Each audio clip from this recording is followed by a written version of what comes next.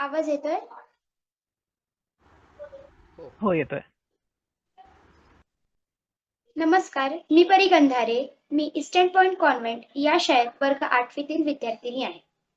प्रति पंचलेखे व वर्धिष्णू विश्ववंदिता सहा सुनो विशेषा मुद्रा भद्राय राज्य. आज मी इथे छत्रपती शिवाजी महाराजांचा राज्याभिषेक सोहळ्यावर थोडक्यात माहिती देणार आहे.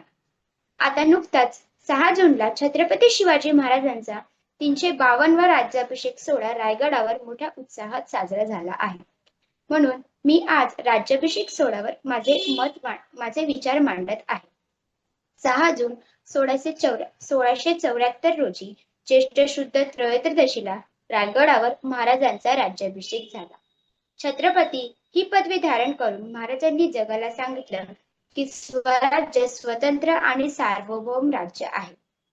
32 मण सोन्याचं सिंहासन म्हणजे 1280 किलो सोन्याचं सिंहासन, अष्टप्रधान मंडळाची स्थापना, हा सोहळा म्हणजे रयतेच्या राजाची अधिकृत सुरुवात होती.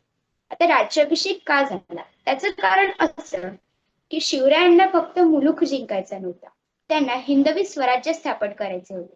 रयतेचे, न्यायाचे आणि स्वाभिमानाचे राज्य. पण इतक्या बलाढ्य शत्रूंच्या काळात एका मराठी माणसाने स्वतंत्र राजा म्हणून गादीवर बसणे म्हणजे दिल्लीच्या तख्ताला ते एक आव्हान होते. म्हणून गांगाभट्टासारख्या प्रकांड पंडितांना काशीतील बोलून शास्त्रोक्त पद्धतीने राज्याभिषेक केला गेला.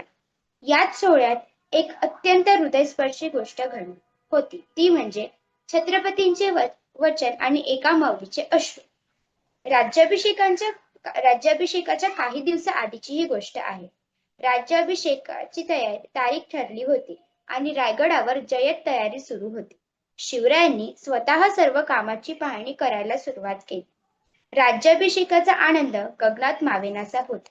पण राजाचे मन कुठेतरी अस्वस्थ होते. त्यांचे लक्ष त्या मावळ्यांच्या कुटुंबाकडे होते, ज्यांनी स्वराज्य स्थापनेच्या या 2-3 दशकांच्या लढ्यात आपले प्राण गमावले होते. बाजीप्रभू देशपांडे, तानाजी मालुसरे, मुरारबाजी देशपांडे, प्रतापराव गुजर अशा अनेक शूरवीरांनी रक्ताचे पाणी करून हे स्वराज्य उभे केले होते.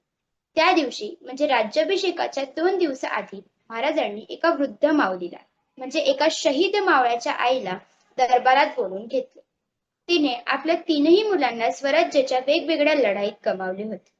आता ती अगदी एकटी होती.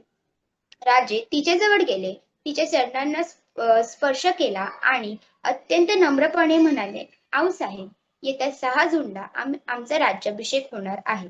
आम्ही छत्रपती होणार आहोत. पण हे सिंहासन माझ्या एकट्याने नाही, हे सिंहासन तुमच्या मुलांच्या बलिदानावर उभे राहिले आहे. ह्या सोहळ्यात तुम्ही नक्की आले पाहिजे. ती वृद्ध माता रडू लागली. ती म्हणाली, राजे, माझा शिवबा म्हणजे तिचा मुलगा गेला, पण तुम्ही छत्रपती होताना पाहून मला वाटते की माझा मुलगाच छत्रपती होतो. मला रायगडावर यायचे आहे, पण माझे पाय आता थकले आहेत. मला एवढा मोठा किल्ला चढता येणार नाही. हे ऐकून राजांच्या डोळ्यात पाणी आले. त्यांनी तात्काळ आपल्या सरदारांना आज्ञा दिली, राज्याभिषेकाची बाकीची कामे नंतर करा, पण आधी या माऊलीला पालखीत बसून अत्यंत आदराने गडावर घेऊन जा. जोपर्यंत माझ्या स्वराज्यातील शहीदांच्या माता आणि कुटुंबीय गडावर येत नाहीत, तोपर्यंत या राज्याभिषेकाला काहीच अर्थ नाही. राज्याभिषेकाच्या दिवशी जेव्हा शिवराय सिंहासनावर बसले, तेव्हा त्यांनी पहिल्यांदा त्या वृद्ध माऊलीकडे बघितले. सोहळा संपताच राजे सिंहासनावरून उठले आणि सरळ त्या माऊलीकडे.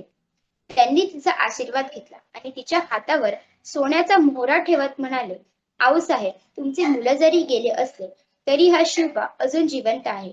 जोपर्यंत मी आहे तोपर्यंत तुम्ही अनाथ नाही आहात. या गोष्टीतून आपल्याला हे शिकायला मिळते की आपण आयुष्यात कितीही मोठ्या यशाच्या शिखरावर पोहोचलो तरी ज्यांच्यामुळे आपण तिथे पोहोचलो त्या लोकांचे उपकार आणि त्यांनी आपल्यासाठी केलेले त्याग कधीही विसरता कामा नये. दुसरी गोष्ट म्हणजे स्वतःचा विचार न करता दुसऱ्याचा विचार. साधारणपणे एखादा माणूस राजा बनल्यावर पहिला विचार स्वतःचाच करतो. सत्ता, वैभव, दबदबा यातच तो रमतो.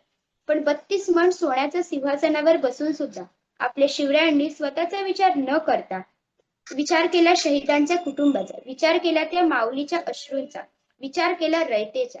अशा अनेक गोष्टी आहेत ज्यामुळे आपले महाराज कसे सगळ्या राजापेक्षा वेगळे होते, वेगळे आहे आणि कायम वेगळे राहणार. कारण भद्राय राज्य ते हे फक्त त्यांच्या मुद्रेत नसून तर त्यांच्या कृतीत होता. याच सगळ्या गोष्टी आजच्या पिढीने महाराजांकडून घेतल्या पाहिजे हीच इच्छा. एवढं बोलून मी आपल्या स्वाध्याय श्रीकृष्णाच्या चरणी अर्पण करते. धन्यवाद. जय भवानी, जय शिवाजी.